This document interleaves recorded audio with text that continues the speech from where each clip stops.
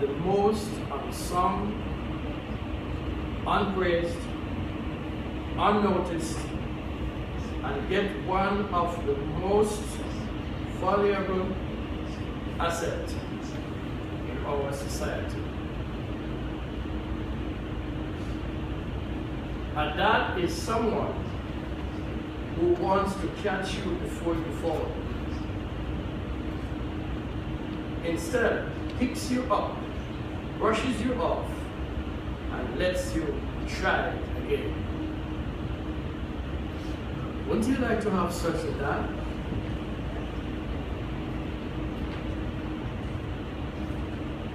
We're mighty quiet.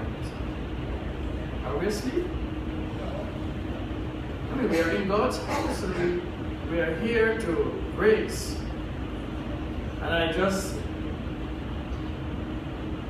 read to us that a dad is someone who wants to catch us before we fall. But instead, that is after you fall. He picks you up, he brushes you off, and he lets you try again. Amen. Isn't that a father worthwhile having? Yes, sir. I have good news for you. It is because of that father why you and I are here today. That father also,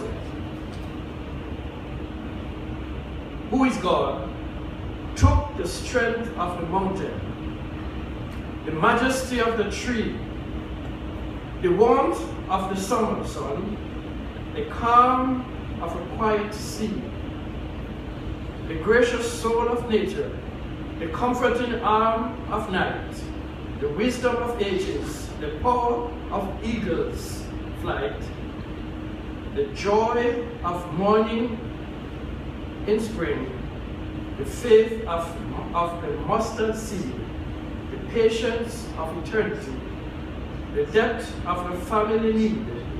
Then God claimed these qualities when he was nothing more, when there was nothing more to add. He knew his masterpiece was complete. So, guess what? He called it Dad. Amen.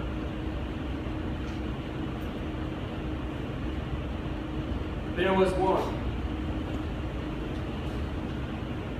In spite of the nothingness seen in you and in me, he was willing. Willing, so willing, that he died in our stead.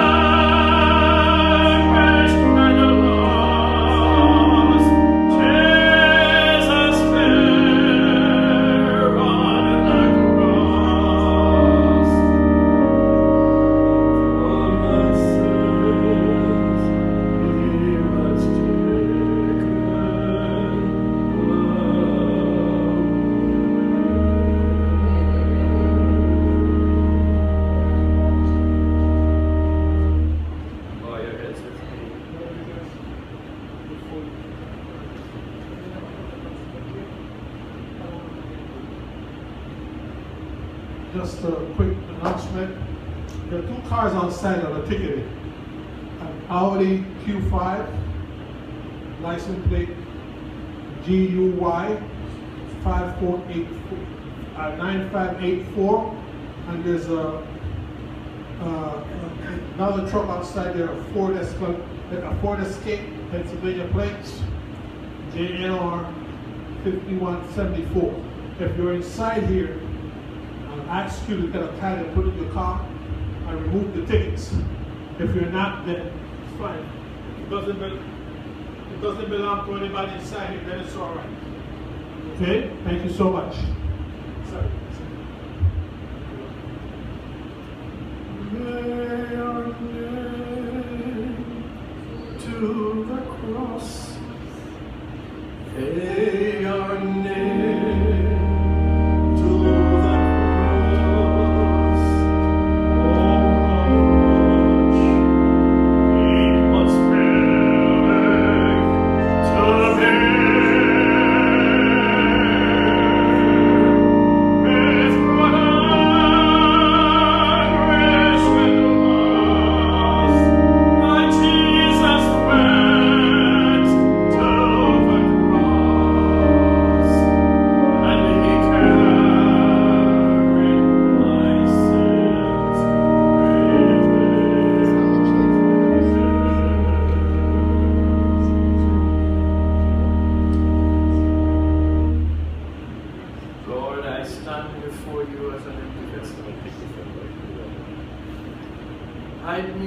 behind the cross.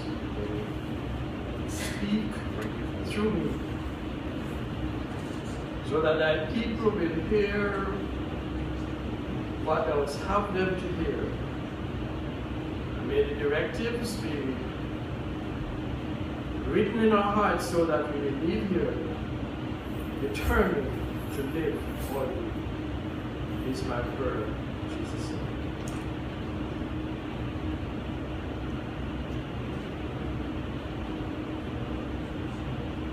In his life lesson, Christ has given a perfect exemplification of unselfish ministry. Christ set an unselfish ministry through the way in which he lived and worked while he was on earth. Before Christ, God does not live for himself. He did not live for himself because by creating the world and upholding all things, he constantly ministering to others.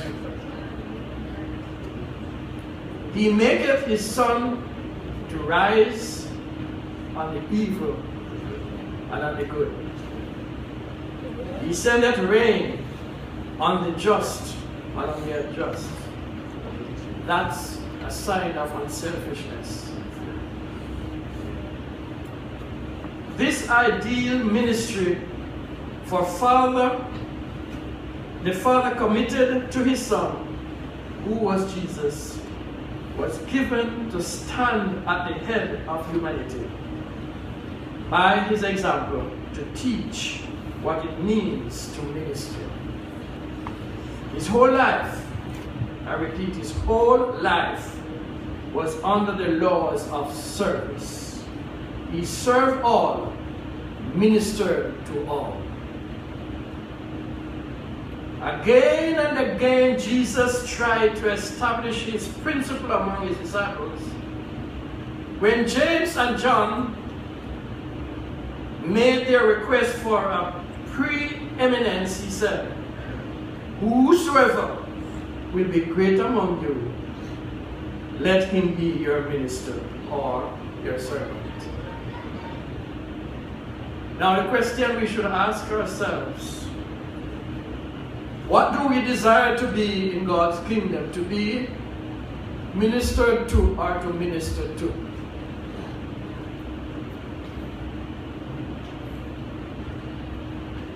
We need to recognize that without God, we can do nothing. Yet, that same God who didn't need us to do anything became equal with us so that we can understand what unselfish ministry really means. Since the ascension of Christ has carried forward the work of the earth by choosing ambassadors through whom he speaks to the children of men and ministers to their needs. The great head of the church superintends his work through the instrumentality of men ordained by God to act his responsibilities. The position of those who have been called of God to labor in word and doctrine for upholding